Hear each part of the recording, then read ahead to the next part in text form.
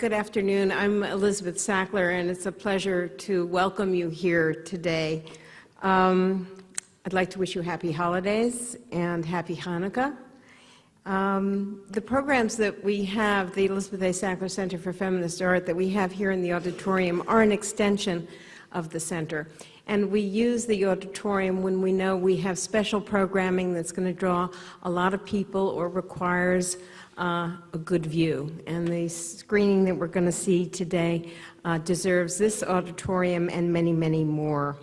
We've had an incredible 2.5 years since the center opened. Come March, it will be our 3rd anniversary. We're an exhibition space. Many of you know us as an education facility dedicated to feminist art, and our mission is to raise the awareness, public's awareness, of the contributions of feminism and feminist art to our entire landscape, our political landscape, our artistic landscape, and our social and cultural landscapes. Today is a special day. It's the, I can't remember if it's the 3rd or 4th of this year. It's the 3rd, wild card. And most people don't know what it is or care what it is. I care what it is, because part of my agreement with the museum in putting the center together was my request and their agreement to give me 3 days a year, or 4 if it merited it, to bring in guests that I felt were particularly important, that aren't necessarily connected, if you will, to the museum world. So it gives me an opportunity to bring in people associated with women's struggles and activism, with women's rights and politics. And we've had panel discussions from funding a revolution to the war that we have to wage on the global international sex trafficking problems. Our guests have included the great and wonderful Gloria Steinem, Jennifer Buffett, Carol Jenkins, Lowry Sims, and many more. And it's always wonderful and an exciting opportunity to hear some very important people. Today, we are screening the award-winning documentary, Pray the Devil Back to Hell, which was produced by my good friend Abby Disney and directed by the very talented Gini Reticker. And we will follow the screening of Pray the Devil Back to Hell with a discussion. It is an absolutely extraordinary story of a small group of Liberian women whose peaceful protests in 2003 against and amidst a very bloody civil war took on the violent warlords and corrupt Charles Taylor regime. And they won a long-awaited peace. They took their country back. We talk about taking back the night. They took back their country. They ended the horrors of war where children and women were the primary targets and the victims of this horrendous period of time. Today's screening has been coordinated with UNIFEM, the United Nations International Fund for Women, at work since 1976. And I would like to introduce you to the president of the Metropolitan New York chapter of the U.S. National Committee for UNIFEM and vice president of the National Board, Leslie Wright. And Leslie is the reason that we are here today, about to experience this moving and inspirational film. UNIFEM is distributing Pray the Devil Back to Hell, and at my invitation for a wild card, Leslie met it with great enthusiasm to have Pray the Devil Back to Hell here.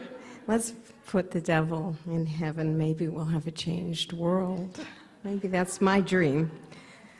Leslie believes, as do I, in empowering women to make a difference in the world as we know it, and Leslie believes that the world as we know it might be changed by this film. So please help me welcome Leslie Wright. Thank you.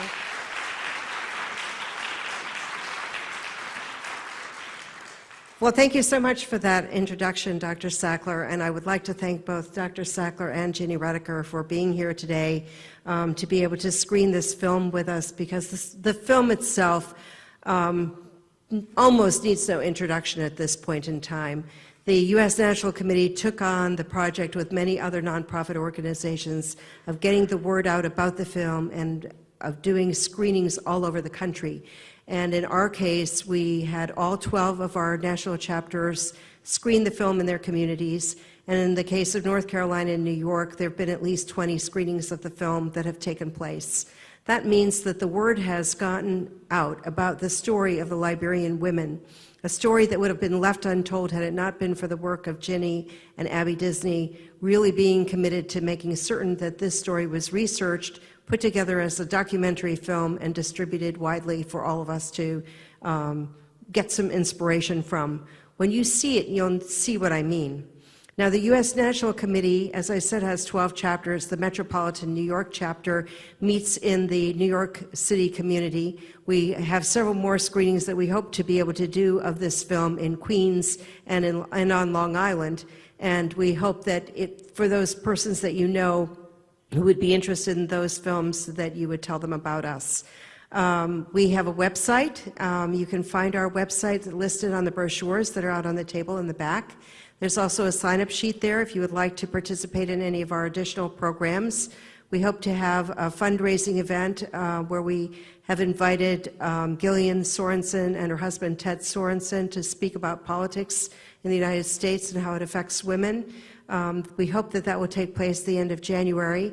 In March, we do our luncheon, which is where I met Abby Disney, actually. I invited her to speak at our luncheon, and she was so moving and inspirational that I knew that even before the film was completed that we wanted to be part of the group that really pushed to have it exposed widely in the United States.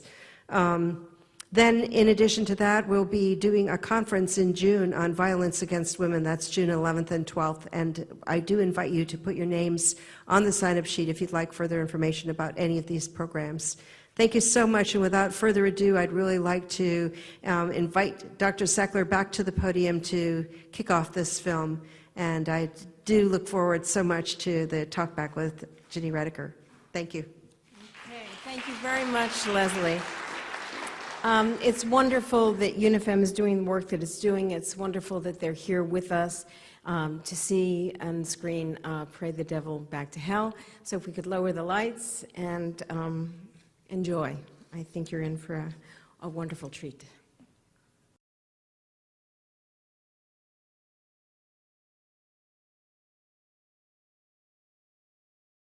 Isn't it just fabulous? It's just so uplifting. This is Gini Reticker, the director of Pray the Devil Back to Hell.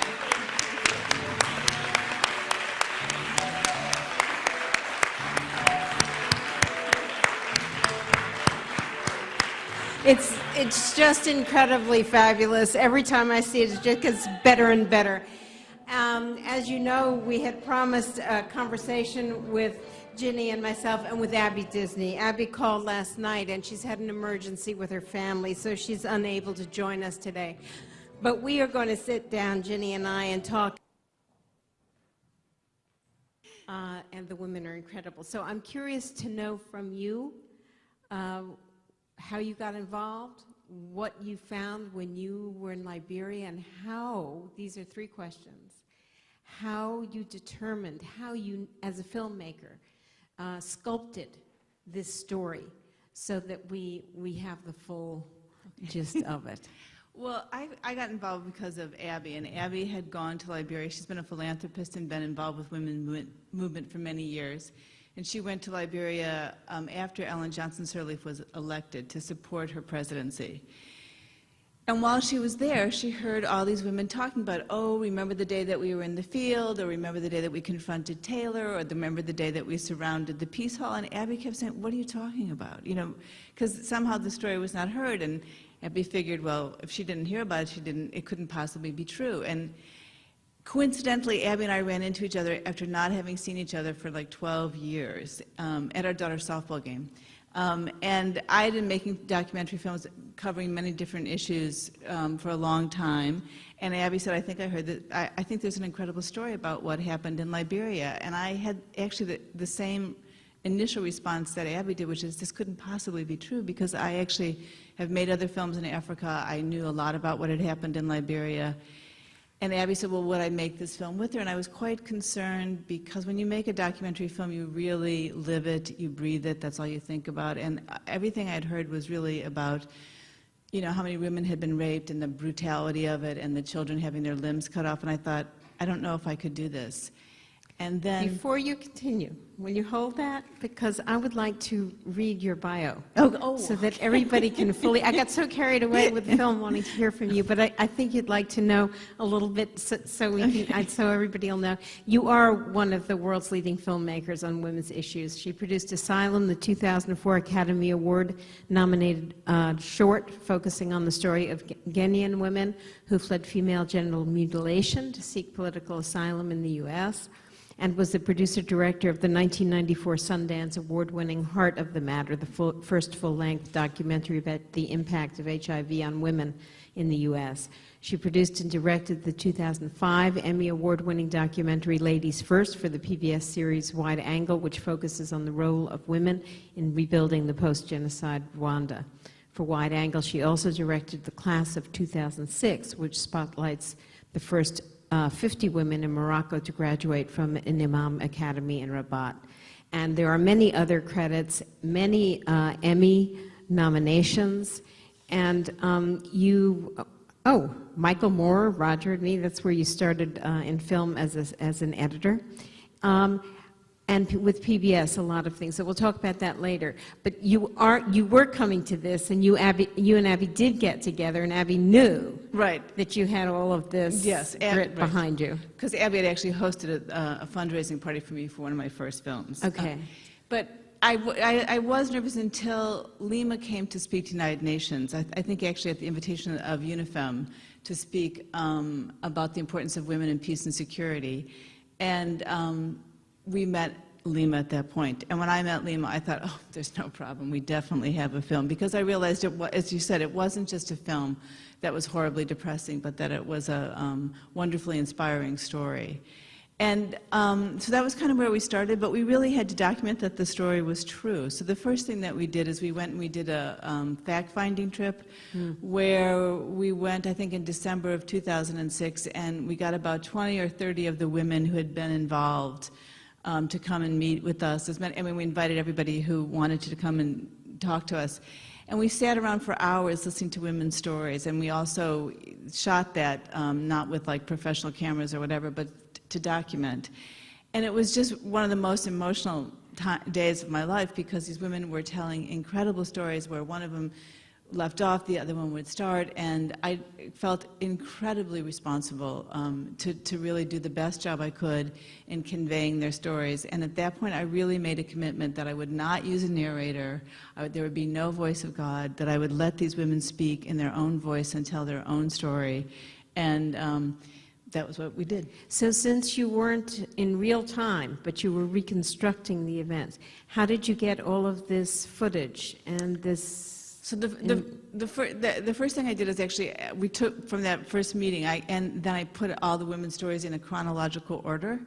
And there's certain events that everybody always talks about, no matter what you do. And I knew those events to be true, and I got my hands on as many other documents that I could, and started searching through footage. And one of the things that was interesting about it was incredibly easy, actually, to find the war footage. I have to say that I probably spent in an edit room, I think, at least 3 weeks straight, say 40 hours a week, looking at horrible images of what boys with guns and men with guns were doing. But it was incredibly difficult to find the footage of the women. That was a really hard material to find. That's something we've become accustomed to hearing over and over and over again. It's one of the things that I think your film is beginning to address, as we try to address here at the center.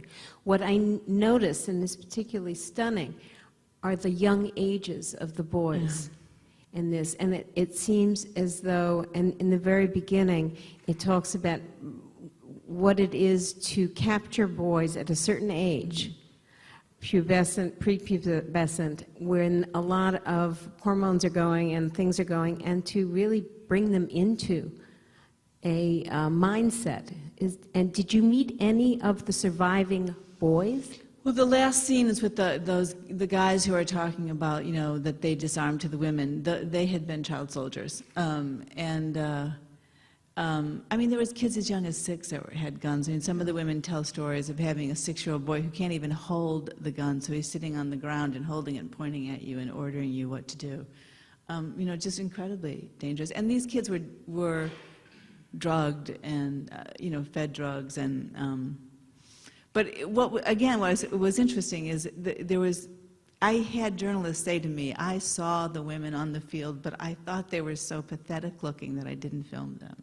So that, it was much, and that when we stayed in Liberia, we stayed at this hotel that had stayed open the whole time during the whole war, and the hotel the lobby was like decorated with cartoons of young boys with guns posing for journalists. So in some ways the boys would play to the journalists, and that the women's story was right there, and people missed it. Why do you think that? Why do you think that you didn't know about the women's story, or Abby didn't hear about it, or we didn't hear about it? I think 2 things. One is that this was happening exactly at the same point that this country was involved in invading Iraq, exactly that point.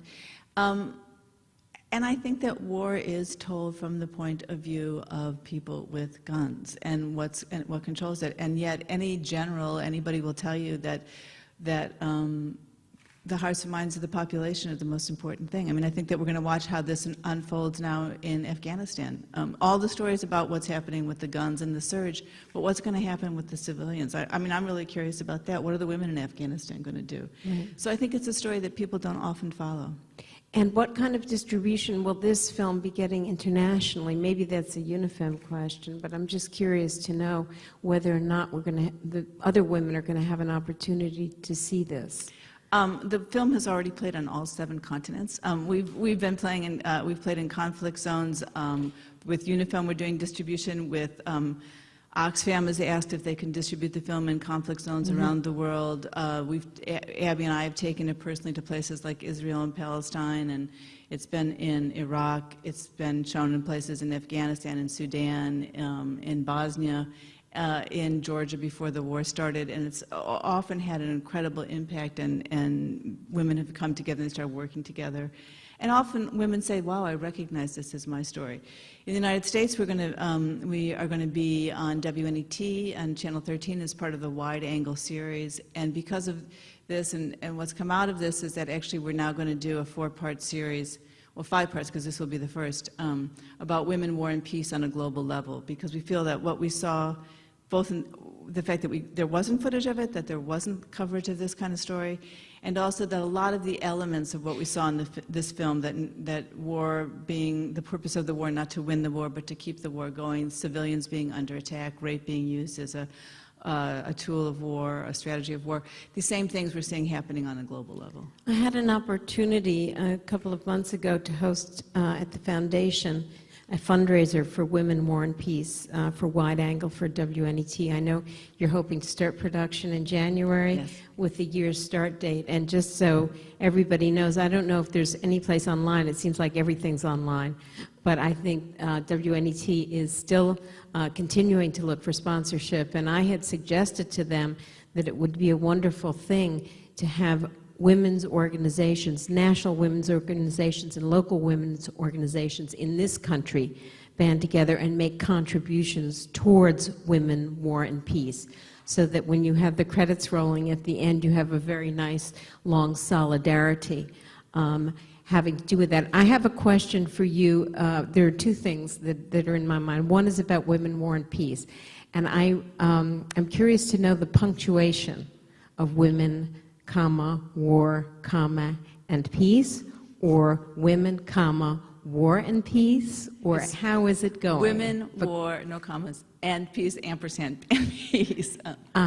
So that's the way it's, so with that, describe to me precisely then how that will manifest itself in the 4 parts. Well, I think actually we're still determining that, because what we had decided was to decide exactly what the stories were until we went into production, because things change. Yes. But we'll really be looking at not only the role that women play as and are so often seen as collateral damage or as victims, but what role women play in keeping life going, what role women are playing at the peace table.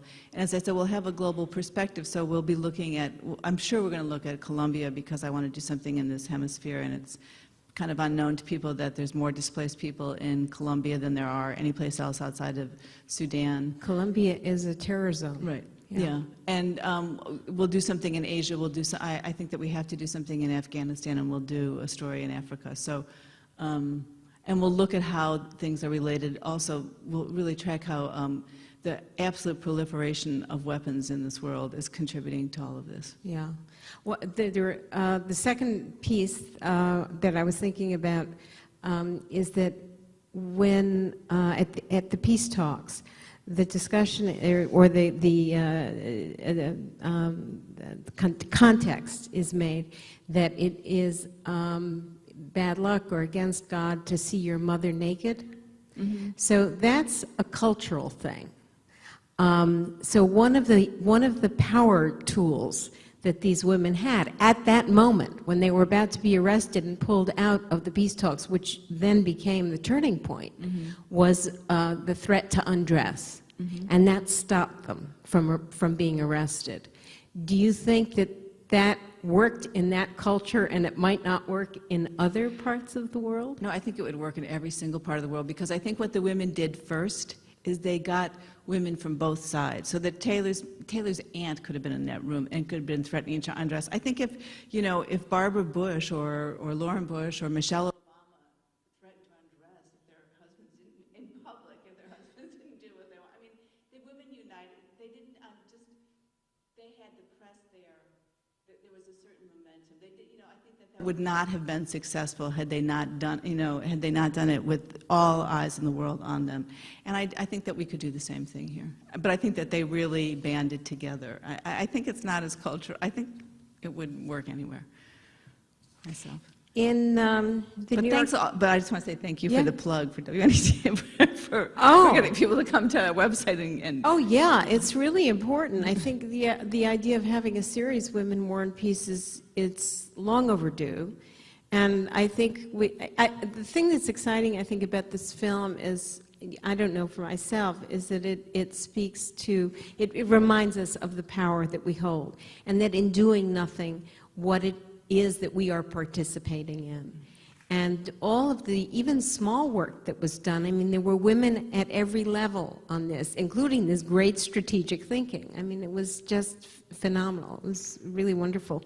On October 6th, the New York Times had a front page that said, "In a Guinea seized by violence, women are prey." And it's the first time in my memory, and please correct me if I'm wrong, that I've seen an acknowledgement in the press of the toll that a war-torn situation is taking on women, and that it's really front and center in the horror that women confront. I've heard it said that it is more dangerous to be a woman than it is to be a soldier in many countries. Well, I mean, I think that, war has changed so I think, really over the last century, but really in the last 20 years. And so civilians are the target, and women and children are the majority of the population. And we're targeted not just to kill, but in order to control a population. I mean, as someone said to me about the Congo, it didn't take a gender analyst to understand that if you rape a woman in front of her village, you control the village, because you've emasculated the men, you've terrorized everybody, and you control it. So if you're trying to extract the wealth of the country and you need people to work, it's a good way to do it.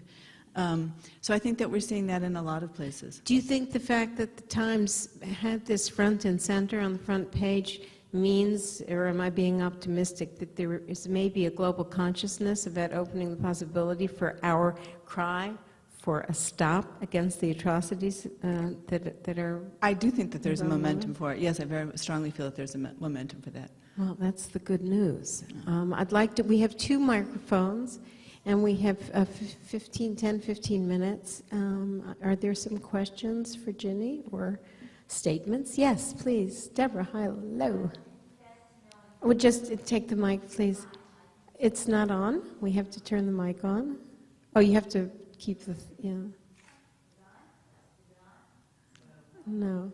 Let's turn it on and let's leave it on so we don't... turn it off. No? There you go. Oh, There it you is. are. Okay. I confess to knowing next to nothing about Liberia. So where does the new president, Mrs. Johnson, how does she relate to the women in that community? Did she have any involvement? Did she come from somewhere else?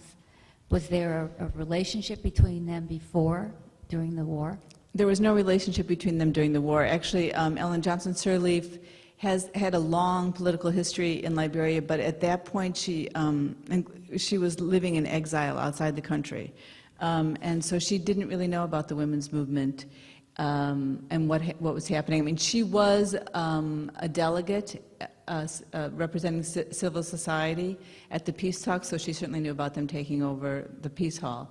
And then the process that was after the war, when the whole period of election, I mean, that period was a 2.5-year transitional period to justice. That was I think the first round of elections, there was 33 people who were running for president, and so the election got down to a runoff between Ellen Johnson Sirleaf and George Weah, who's a very famous and beloved soccer player.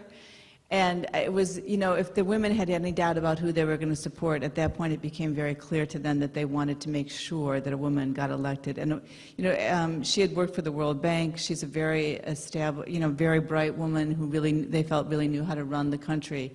And so it was during that period that the women in Ellen became much closer together. But it also looked like there was a lot of grassroots educating about the voting process. And how is that part of how it was rested assured that there was in fact a democratic process going Yes. on? I mean, and who was watching the polls? Well, I think that, that's true, and I think it's one of the things that's very interesting is that there had been, I think, in 14 years, there had been as many different broken peace treaties in Liberia. And one of the things that the women did was they got the benchmarks from the treaty, and they made sure they really held everybody's feet to the fire. So if at a certain day in a certain community disarmament was supposed to happen, they made sure that it happened. If a voting thing was supposed to happen, the women made sure that that was happening. They relieved the market women from their stand so the market women could go to vote. They made sure that everybody had their voting cards. They might have made sure that their husbands couldn't get out of the house if they didn't want to vote for Ellen. I mean, I think they did whatever they could to make sure that she was elected. So in addition to Lysistrata at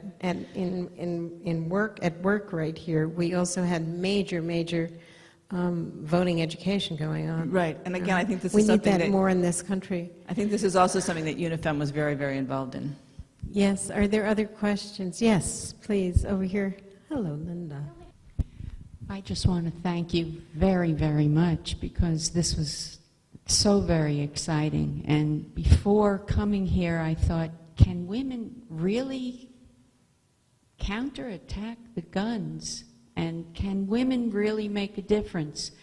And I've been in so many marches where we haven't made a difference. We've had 100,000 people at a march, an anti-war march, and we weren't really able to make a difference. Are you inspired to work in this country too? Yeah. And what is the difference? Why can't we do it here? I'm definitely inspired to work in this country, and I would also say that one of the most inspiring screenings that I've done of this film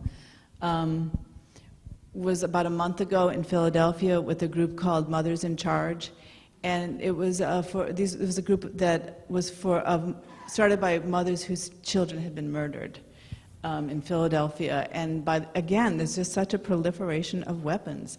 And there was 400 people at the screening. There was men and women. They made sure that there was both Muslim and Christians represented. It was amazing screening where at the end of it, everybody stood up and took a pledge, what they were personally going to do to end violence in their community, what they were going to do to end the guns in their community. These women had there was a gun store in Philadelphia where most of the weapons that were being retrieved around the crimes were coming from because someone was so loose with the paperwork.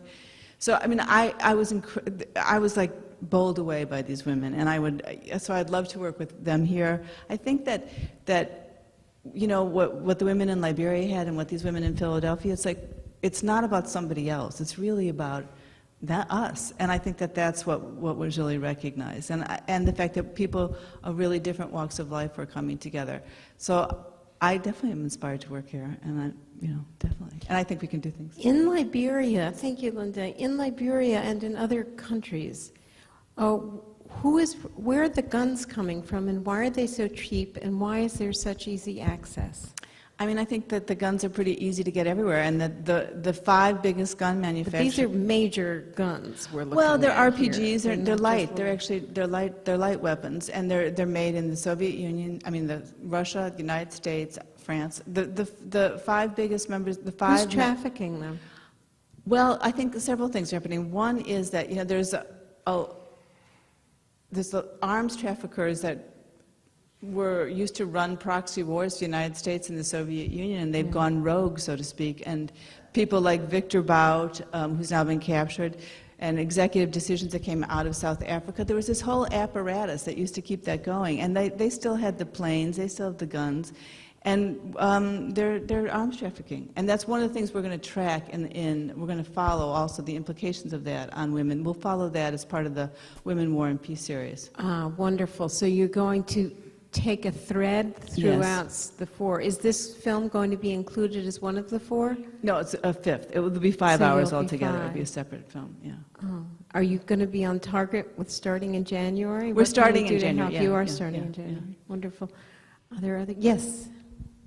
There are 3 questions. Yeah. No.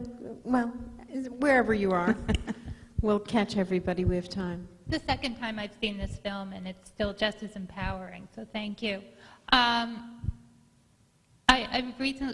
few months ago, I know the New York Times had an article about how sexual violence against women in Liberia is still so extraordinarily pervasive because not just through the last war, but through generations of war, it's all that they know. Do you see opportunities for the women, for this movement to confront that culture moving forward? I think that they are trying to confront that, and you're right that there's actually been an increase in rape since the war ended, and I think that that's actually something that... There's been an increase in rape since the war ended. And I think that this is something that's being seen in a lot of post-conflict societies, like the men come home, they have nothing. There's 80% unemployment rate in Liberia. As you said, that the violence is something that people have known for a long time. Also, I understand from Leslie, that there's market women who are trading on the borders and they're being raped at the borders.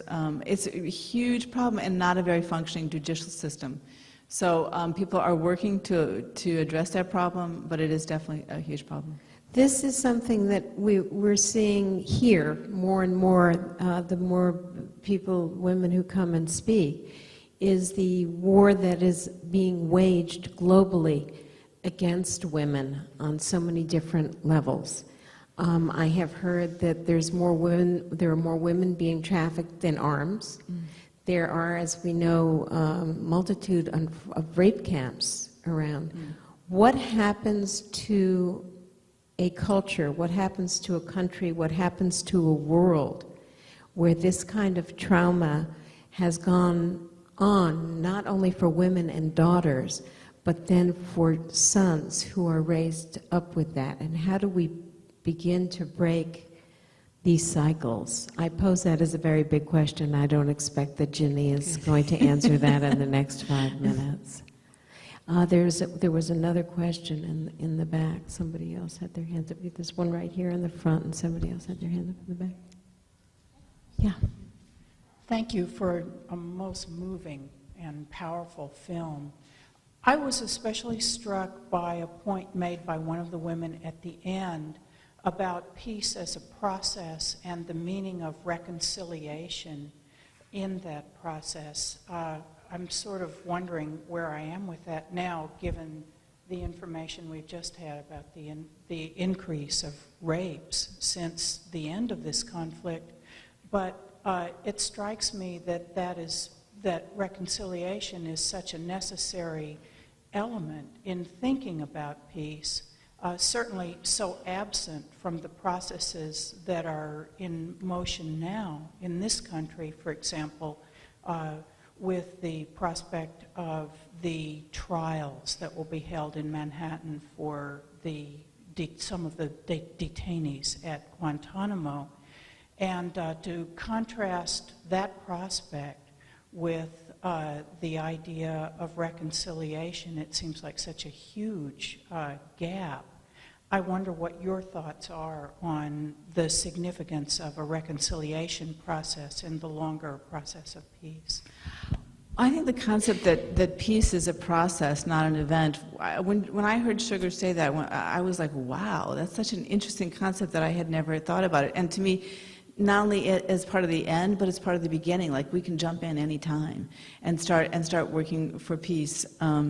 And I think reconciliation must be I think it must always be very difficult for people I think that people in Liberia, women in Liberia, are divided about it, as you saw in the film. And yet, in order for Liberia to move forward, they have to reconcile. I mean, I think that it's kind of like after Hitler, I don't think that there was a lot of Jews left in Germany, but I think that's like in what's happening in Liberia is they all have to live together and move forward, and that must be incredibly difficult. In terms of the World Trade Center and the bombing and the trial, I don't know. That's like, I haven't thought about all that in that context at all. Yes. Hi. I wanted to ask you about balancing your communication strategy. I know it's very important to have success stories that come out of these places. And then at the same time, there's the danger of living by these positive anecdotes that, sometimes might leave an audience thinking that things are fine now. And I was wondering, when you're going through your process of creating this storyline or any other, how you try to think about both sides and balance your message to make sure that people are left empowered yet with honesty at the same time? Well, I think that I guess I probably made that decision about what stories I tell, because I think if it's just horror, I think it's just, what's the point? It demobilizes you, and I can't think of any point to tell that story. So I was more attracted to this story because it had some hope in it, a lot of hope in it, and I think in general, I believe in redemption, and I believe that and I like narrative really a lot. I like stories, and so I'm always more interested in telling stories that have some glimmer there for us. To me, it seems to me that the rest of the press there's so much of negative around us that it's for me to do a positive story is enough balance, if you ask me. Is there a last question? Yes, in the back.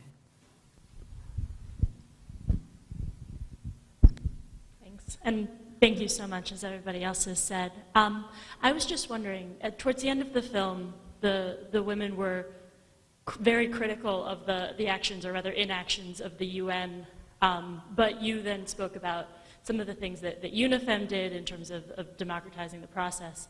I was just curious to hear your sense of the role of the international community in this whole story. I think it's been mixed. But I think that the UN peacekeeping force has done a fabulous job. I think that without the UN peacekeeping force there for the length of time that they've been there, it would have been a disaster. And I think everybody in Liberia feels that way. They've done, I think, a great job. I think that during the war, a lot of people felt like they wished that the international forces had stepped in sooner. But I do also think that the ambassador there kept the embassy open. He didn't have to, but he did. He chose to. He gave people refuge. He was very involved in some of the local negotiations with people to put their guns down. So I think it was a mixed bag. But I wouldn't. And that day where communications broke down and fighting broke out, I've talked to the people who were involved in the UN in planning that day. They agreed that they made major mistakes. They then began to work with the women. So I don't think that it's been without problems, but I think on the whole it's been very good. Jenny, I want to thank you from the bottom of my heart for a wonderful film, for coming here Thank you. today Thank and you. being with us. It's just fabulous. Thank you. Thank you. Thank you. Thank you very much. You know, Thanks a lot. yeah, thank you. when one sees this film and when I hear women in this country talking about a post-feminist era, I think that even talking about a post-feminist era is embarrassing. I would like to thank Tracy, actually, who's an intern here with the Department of Education. She has single-handedly, along with a wonderful staff, but gotten us up on the stage today because a lot of people were out. So I want to thank you very much, Tracy. And UNIFEM, where's Leslie? Leslie, thank you so much, and thank you for distributing, and thank you for everything that you're doing and have been doing for so many years. I think one of the things that we're hearing here is constancy, that without diligence and without constancy, we can't make strides. So I thank you for continuing with UNIFEM. And as you leave, you're going to be hearing a tape, and there'll be a visual, "We Can Touch the Sun," which is this theme song for the U.S. National Committee for UNIFEM. I thank you all very much for coming. Stay dry, have a happy holiday season, and a happy new year. Thank you so much.